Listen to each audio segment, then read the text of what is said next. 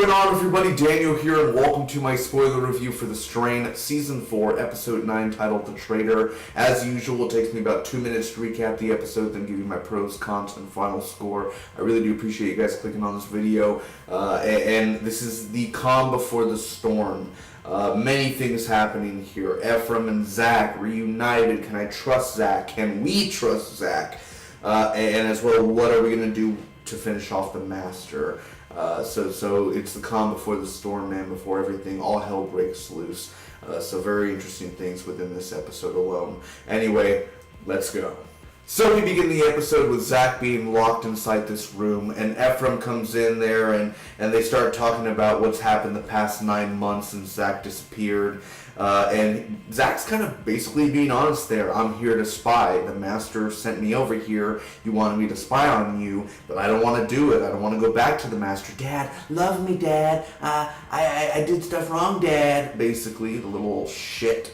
Anyway, Mr. Desai is tortured, and he gives up the Master's location. Ephraim, they're at the Empire State Building as well. Zach backs that up as well, that, hey, Empire State Building, they draw all the layout and everything, and both are very close to what Mr. Desai said. So Zach ends up, Gus is getting some silver with Roman and Gus's people. They're like getting a bunch of silver and putting them in bags. After that, he ends up mentioning Anya, which I don't believe, or this girl that he met, I don't believe this was since like season 2 maybe. I felt like this was season 2 or season 3 was the last time we ended up seeing her, or possibly even season 1, but I remember him, his little love interest that he had, and then if she got out of the city and all that stuff. So who knows? Who knows, man? About if he'll end up with her one day. Zach ends up cutting his thumb, and it's basically a flare, a signal in a sense that the Strigoi can smell blood from far away. Ephraim leaves Zach, and the Master arrives. By the way, Ephraim's such a badass, and you feel it there because he knows that Zach cut his thumb on purpose. Oh, I cut my thumb because he opened up a dumb can of ginger ale or whatever that shit is that little bitches drink. And basically, like, drink a fucking soda, my boy. I don't know, some ginger ale, some shit.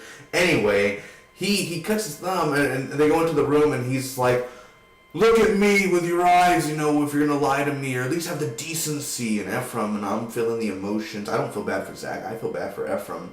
I'm like, I'm sorry, my man. And then he's just like, you made your choice. Now live with it. And he slams the door, and I was like, I clapped. I was like, yes, there you go. Leave him for dead. Fuck that guy. He's not your son anymore. He's over. Leave him alone. Who cares about him? So the Master arrives. He kills Mr. Desai and Desai's wife. And then Quinlan is at the Empire State Building. The Master is not there. It is a trap, and the Strigoi are surrounding Quinlan. And as well outside with Ephraim and the group. A bunch of Strigoi are going to be surrounding them. Now on to the pros, cons, and final score. You made your choice. Now live with it. That line right there, again, with me clapping and just like, yes, you know, we all hate Zach. Everybody hates Zach. You can't like Zach. You can't love Zach. You can only hate Zach. And that's great because Zach fucking sucks. Not the actor. Another person wrong against the actor. But as a character, he is annoying and he's a little bitch. So, anyway, he doesn't deserve sympathy. He's still under the Master's control in a sense where he just, like, I think he even tells his dad, he says, the Master says I can have you afterwards and I can do anything with you. And it's just like, nope. Put the bullet in his head. Put the bullet, he's no longer yours. And he never really was. So, yeah, that was pretty intense. Although it wasn't as intense when he put the gun to Zach's head, because it was just like, like, just shoot him. Fucking end it and then cry. You know what I mean? Zach really doesn't care, especially the way he tells you how he'll let you live, but you know that's not true. He wants you dead. He doesn't care for you. It's okay. Other kids have died before. Just shoot him. I mean, seriously, get it over with. But either way, that was probably one of the most intense scenes, as well as Mr. Desai getting tortured.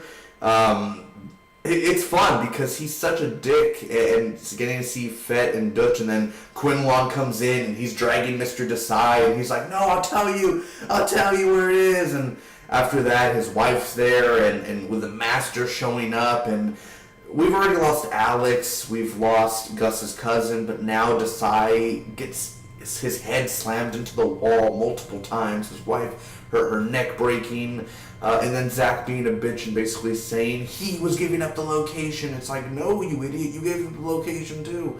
So I feel like, again, it's going in the right direction. It's very climactic, and it's boiling up this tension that is all going to explode in the finale.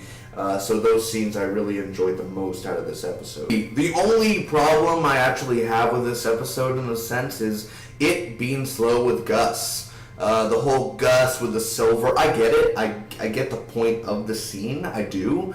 It just slowed down the episode, and it's all dark, and it's just slow, and it's like, okay. And even after watching the series finale, none of it really even freaking matters. I mean, from certain characters, but none of it really actually matters in a sense of showing them getting the silver and stuff. And you're not the only people in the world to probably get silver or gold and stuff like that as well. Calm your shit, okay? You're not the only people in the world who probably did that, okay? Okay, wrong, stop. Oh, look at all this silver and stuff. We're going to be gods and all this stuff. So calm your tits. As I always say, Zach's a bitch, and Zach's horrible. But for the most part, again, like I said, what I loved about this was, again, Ephraim and Zach, when Ephraim said, you made your choice, now live with it. And then Mr. Desai's torture and his death, even with his wife. What a douche, man. Poor girl. Poor girl. You've really, really messed up with dating him and marrying him. He is not faithful, man. A man would die for his wife, and he threw his wife under the bus multiple times, girl. You should have left him when you had the chance long time ago. One last thing before I give my final score as well. For most of the directing, the practical effects, the CGI effects, all are really good. Nothing wrong there. The usual production, which is always very good. It's a very good production, and I have nothing bad to say about that. So not much wrong, not much bad. It's just right there in the middle where it's a really good episode. That's why I'm going to give The Traitor a solid B. Thank you guys so much for watching. Again, it was a really good episode, kind of there in the middle. Had its moments, Ephraim and Zach, and being reunited, and not even Fett, Dutch, and Quinlan trusting. Well, Quinlan didn't know Zach, but they didn't even trust him in a sense, like, hey, Dutch, hey, Fett. And they're just looking at him and like, yeah, can you draw this? Maybe draw some of the munchers? I'm just trying to tell Fett there. So stuff like that, like, it had its ups and downs, more with Gus and more with the other little stuff of Zach, and but it's the calm before the storm in a sense, so not bad for a calm before the storm one. Thank you guys again. I really do appreciate it. If you enjoyed, make sure to like, comment, share, and hit that subscribe button. Until next time, bye-bye.